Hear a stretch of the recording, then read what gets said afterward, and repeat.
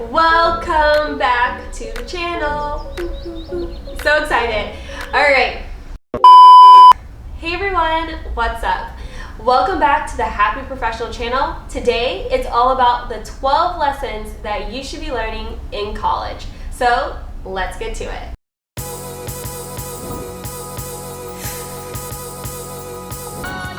Hey guys, it's Candace Saunders, and I'm going to share with you how to become a happy professional. I'm going to let you in on my tricks of the trade when it comes to career, beauty, fashion, health, and lifestyle to help you create a professional life that you love.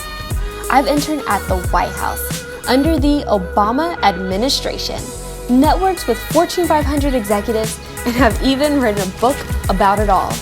What I've learned along my journey, I want to share with you. In this series, I'm going to be opening up my Happy Professional book and sharing with you the unscripted version of what you need to do to become a happy professional.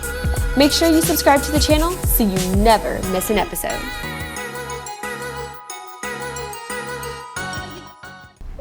Welcome back to the Happy Professional channel. I am Candace, and we are going into the 12 lessons that you should be learning in college. And I am in the Happy Professional book, and I'm starting on page 42. Now, I am going to be going into 12 specific lessons that will play a really huge and key role into moving throughout the journey in school. Now, let's go ahead and get started. So lesson number 1 is develop self-discipline. I don't know about you, but self-discipline is really like the fine line between being successful and not being successful. You will learn very quickly how much self-discipline you have once you enter college, because you no longer have your parents there like watching over you, hovering over you, seeing if you're doing your homework, you're getting to class on time, or maybe you live at home so your parents might still be there to check up on you, but most of the time you might live on campus or you might be in a different situation where, not necessarily a different situation, but you might be at the age where you don't have someone constantly checking on you anymore. So it is really up to you to start making the decisions to help you develop the self-discipline and skills that you need to be successful. In my book, I mentioned self-discipline is the number 1 skill you need to possess if you want to be successful at anything in life.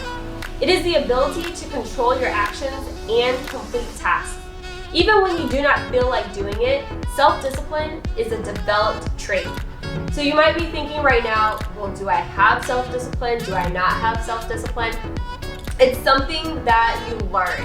And it's also something that you have to continue to practice to do. For example, motivation. You know that internal drive that you might have to do something like, oh, I just feel so motivated to make my bed this morning, or I feel so motivated to go on a jog, or I feel so motivated to go hang out with my friends or like help my grandparents. Motivation, like that energy, that drive to do something, it's temporary. It comes and it goes. And so that's why self-discipline is so important.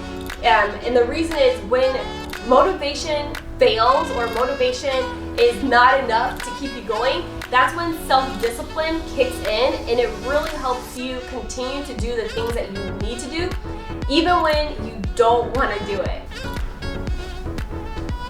A way to really help you develop self-discipline is to use a schedule. Yes, a schedule. I live and die by a schedule. Not only a schedule, but a to-do list. And I was just like this in college. And being out of college for a few years now, I love and live on them. And the reason I say that is it helps me stay organized. I'm able to process my thoughts better. I'm a pen and paper type of girl, so I need to write things down. You might be different. You might want to write things electronically, like on your notes section on your phone. But it's so important to write things down, whether that's on an electronic device or pen or paper, because that helps you to remember what you need to do and when you need to get it done. Lesson number 2, create a weekly priority list. A lot of times we make lists, as I was just referring to, how you can make several lists of things that you need to get done. But the thing is, when you're making a list, you're listing it in the order that it's coming to you in your mind most of the time. You're like, oh, I forgot I have to do math homework, and oh, I forgot I have English homework, and my mom wants me to run an errand. And so you start listing them in the order that you're thinking of them in. But the key is to make a priority list. Priority list it's a list where you're categorizing, listing the things that you need to do in the order of importance. For example, you have a list, maybe it's math homework, chemistry homework, you have to run an errand for a family member, and you need to get groceries. You will look at that list and ask yourself, what of these things, if I could only get that done today, would make the greatest impact? And that's really how you go about creating your priority list and, of course, categorizing it as well. Now on to lesson number 3, which is learn to eliminate distractions. Oh my goodness, this is so important.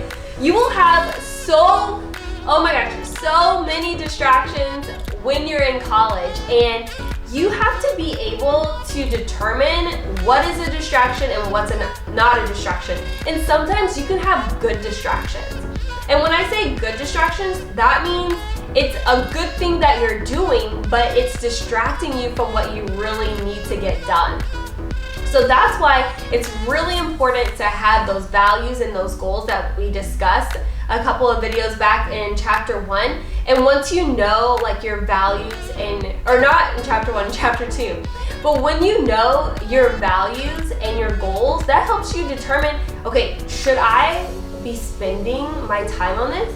Or should I not be spending my time on this? And that really helps you to see if it is a distraction or not, and if it's a good distraction or a bad distraction.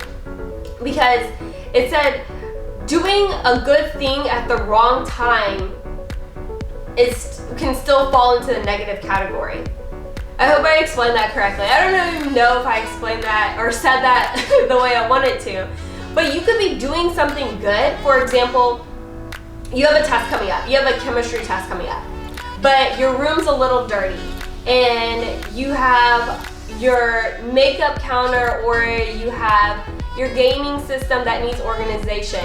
So you stop studying to organize your makeup counter, your gaming system, you stop whatever studying you're doing to organize and clean, but in reality, your focus should be on studying for that test, especially if it's coming up. And I'm not saying don't clean your room. No, I'm not saying that, but categorize that and prioritize that to be done later on in the day. And don't allow a good distraction, which is cleaning, obviously is a good thing to do, but don't allow it to keep you from doing what's really going to make a much more greater impact in your life. Now, lesson number 4, it's okay to fail. I know when I first heard this or learned about failing, I felt like failing was such a bad thing in college. When I went into college, I hated failing. But for me personally, I feel that God built my foundation of endurance upon failure. And I say that for me is when I was going into college, I actually went to the University of Houston. I entered in through what was called the Cougar Path. I don't know if they still have that as an option now, but what the Cougar Path was for me is, I think it was more so because I applied late for that school, but I had to take classes at a community college, and I had to get an A or a B on them. Well, more so, I had to aim for an A, and then I needed it with that A. I would have to go and show them that I had an A in these classes that they needed me to take. And then once I got that, it was essentially on a conditional acceptance path. And to me, initially, that felt like failure. I didn't go straight in because I applied to 2 other schools, which were K-State, which is Kansas State, and Purdue, and I got into both, but I didn't go and do those. I didn't end up going to those schools. I was going to go to University of Houston, or that was my aim at that switch to being my school that I was going to start pursuing at the time. So to me, that felt like failure. It felt like failure because I didn't automatically get in, and it was like a setback. And that, I felt like my life has been built upon different failures, but I feel like once you understand what a failure is, that it's not as bad as you think it is. It's almost like to think of it as God closing a door. Sometimes we pray and we ask for things. God can tell us a few answers, which I've heard. God can either tell us yes, God can tell us no, or God can tell us not now. And I think for me and for you, my hopes for you to learn and understand is that failure is okay. So you might be aiming towards a goal, which I hope you are, and I am encouraging you to do. But if you're aiming towards it and you don't get it, it's okay. And the thing is to look at the situation and see, okay, why didn't I get this? And then once you understand why didn't you get it, see what you can do to improve and be better and get it the next go around. Or maybe it might not be something that you're meant to do. And that is a conversation or a video for another time to really understand and discern between what goals you should be pursuing, when shouldn't be pursuing. I'll make that for another video, but for now, just to understand that it's okay if you get a no. It's okay if you fail at something. It's okay if you end up failing a test. I'm not saying aim to fail a test, but if you fail, there is always something to learn from the lesson of failure. So don't forget that. All right, lesson number 5, managing your money. For myself personally, when I was going through college, I was really fortunate to have my parents help me through college. And I did work a little bit in college, but not excessively. I worked on campus and I did summer internships. But I know some of you all do work your way through college, or you're working your way through college, or you're doing jobs. Even if you're not paying your way, you're still constantly working to support other people or to support yourself in other ways, and so forth. But the most important thing is to learn how to manage your money. One of the things that I've learned to help me manage my money was Dave Ramsey. He has this amazing course on how to manage your money and baby steps that are so helpful. So I'm not going to dive into them here on this video, but I will link Dave Ramsey's video and course below. But it's so helpful, and he teaches how to create like an emergency fund and start saving and building generational wealth. And you might be thinking, okay, Candace, I'm in college. Like, what are you trying to tell me to do? No, you can still do this at your age. It's not too early to start. And to develop those fundamental skills of knowing how to manage your money, save your money, invest your money, and then create passive income, you can do it. There's so many people just like you, your age, that are doing it right now. Now on to lesson number 6. Learn to say no. I think if you were to go back and ask my friends from college, they would say I said no a lot. I was known as the girl that was always staying in most of the time up until maybe my senior year of college. I would say no all the time. They would say, oh, Candace, do you want to come here? And I'm just like, no, not really. But for me, a lot of the reasons I said no to going places and doing things with certain people, because it didn't align with my values. And because it didn't align with my values, I just didn't want to be associated with certain things and then certain people as well. And I was really protective of my personal brand at that age. And I'm actually really grateful that I was, and that I had that discernment at that age. I don't know how I had it already, but I was pretty self-aware, and I knew who I was and what I stood for, and I was confident in not wanting to deviate from that. So with that being said, it's okay to tell somebody no. And that can come from many different angles. Maybe that is you have a lot on your plate at this time and someone is asking you to do something in addition to that. It's okay to be able to tell them, I can't do it right now. But when I say it's okay to say no, your no could be not right now, but I can do that at the end of this week, or not right now, I can do this in an hour. So essentially it's saying learn to manage and respect your own time, and that you don't have to say yes to everybody. Every time somebody asks you to go somewhere, you don't have to agree to go. It's okay if you don't want to go. Be a good stewardess of your time and understand, like, okay, I only have this many hours in my day. How can these hours best be spent? And then focus on that, and by focusing on your hours and understanding how much time you have in a day, you can learn to say no to things that don't support you going to where you want to be ultimately in life, and then you can learn to say yes to more things that make you happy. So overall, never be afraid to tell somebody no. And if you feel like, especially if it doesn't align within your values and where you want to go later on in life, I completely feel like it's good to understand that you don't have to walk through every open door. Try not to have the FOMO, the fear of missing out. Some things you're really not missing out on. So keep that in mind. People might hype up a lot of things, and I once heard a quote that said people that have nothing to do want somebody to do it with. So keep that in mind. So on to lesson number 7, start networking early. Networking, which I will go into more detail within another video, but essentially the point of this lesson is to hone in on begin to have conversations with people who have similar interests to you. As a result, that's going to allow you to move further in life. You want to start cultivating relationships with people who can help you, such as your professors or other students on campus that have similar interests. Networking is so key and so fundamental. And what I've really been learning more so recently right now is that once you hit college, so from college on, you're gonna learn that recommendations, your personal brand, your reputation is going to be your currency. Literally, your reputation is going to be your currency.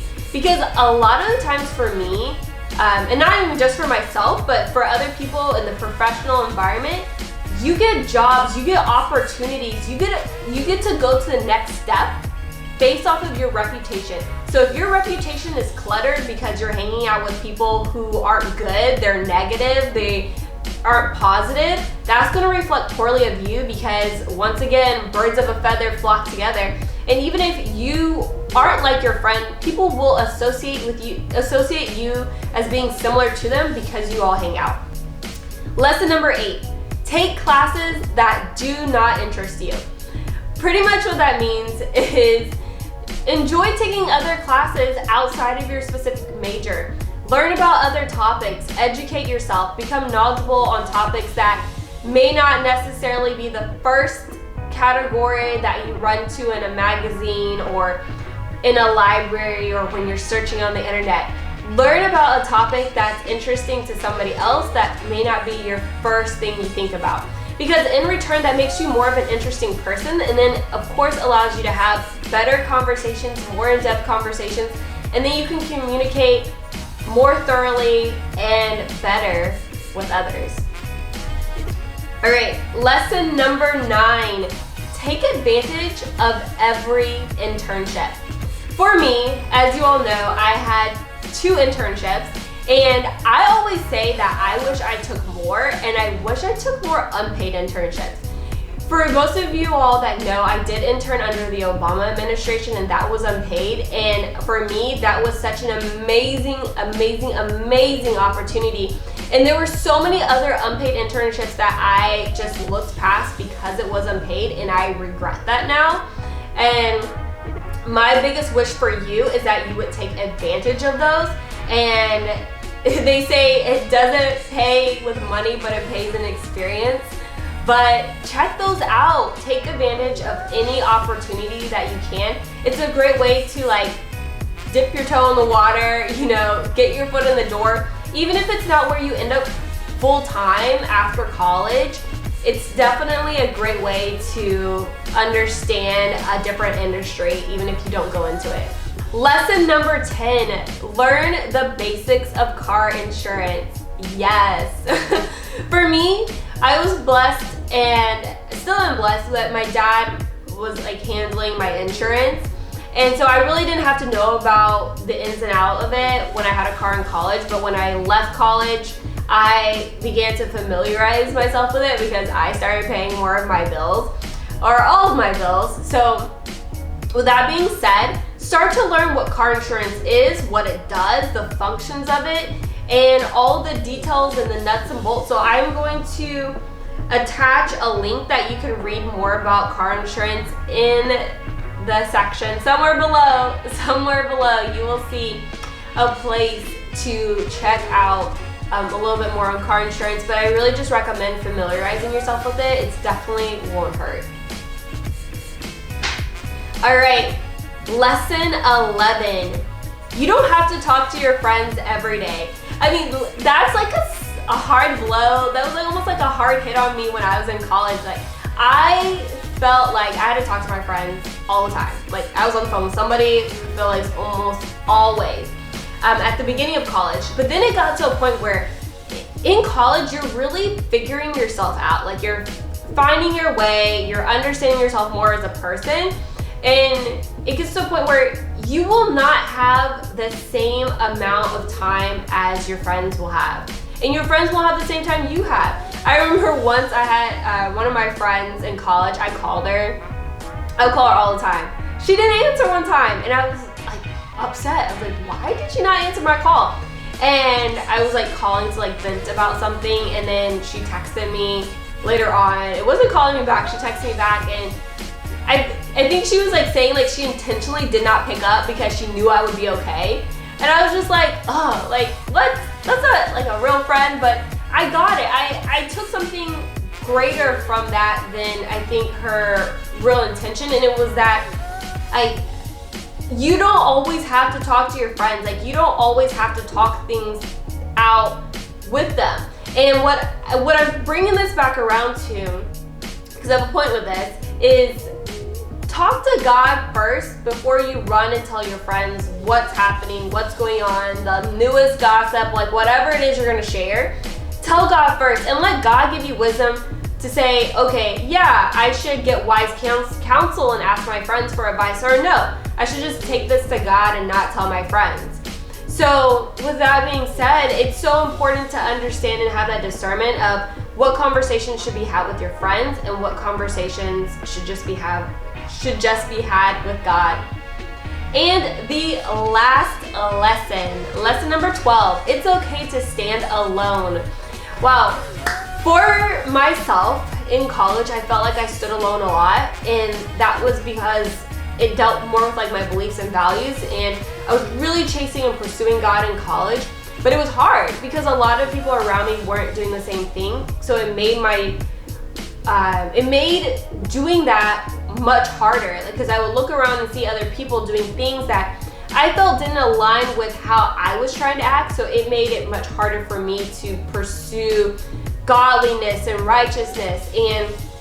But that was me, so that was my goal. Like, my goal in college and even now is still to live a life that honors God, but to understand that no matter what you value, what you represent, what you believe, no matter what it is that you choose, I'm just saying what I chose, is that to understand that it's okay to stand alone.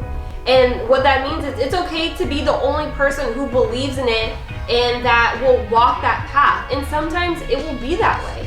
You'll be the only person who believes in X, Y, Z, or thinks that you should do right when other people want to do wrong.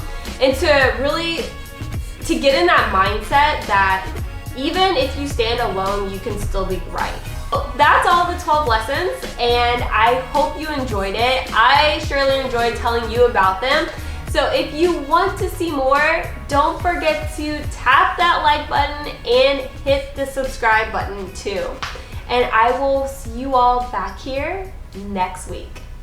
Bye.